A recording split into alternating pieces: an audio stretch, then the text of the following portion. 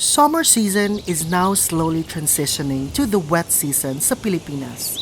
Ug since naanay ginagmay nga ulan-ulan, mas ni-bloom ug nagkadaghan na sad ang usa sa mga tourist attractions sa municipality of Oslob, ang summer lilies. The pink acerate flower, or also known as summer lilies, mas daghan ug mas nandurok sa kabukiran ug kabaulan. Og usa ang Oslob kung diin daghang nanurok nga summer lilies. Og kay sa kabaulan man kining nanubo, dili magdugay nga daruho na kini kung magsugod na ang pagpamugas ug pagpananom.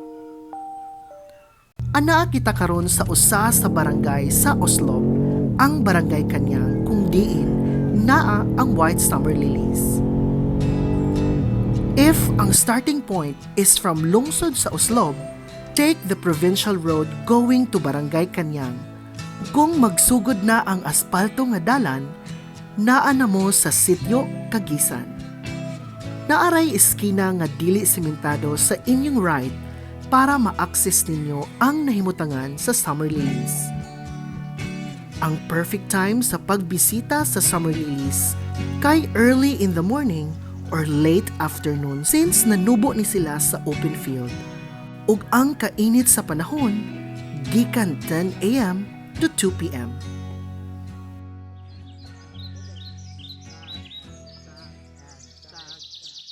Hey, ako si Celine. At ako si Jocelyn. At ito ang Sari Buhay sa Salapi. Alam niyo ba ito? Ito ay summer lily. Ito ay galing sa pamilyang lily o lilyong. Tara, punta tayo doon.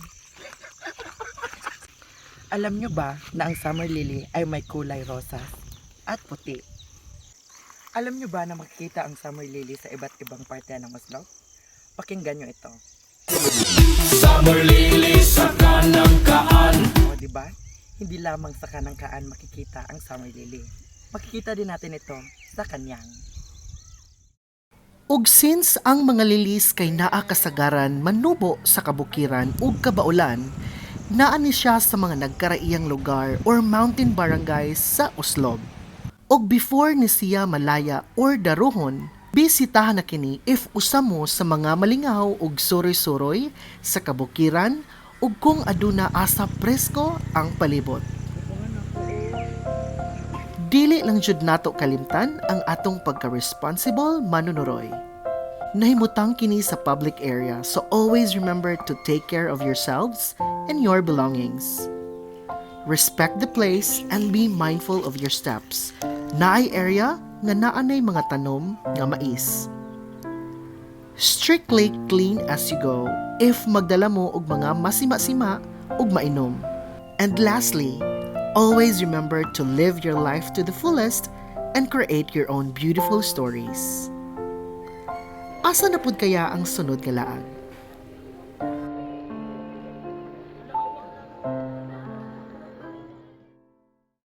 Hey, ako si Celine.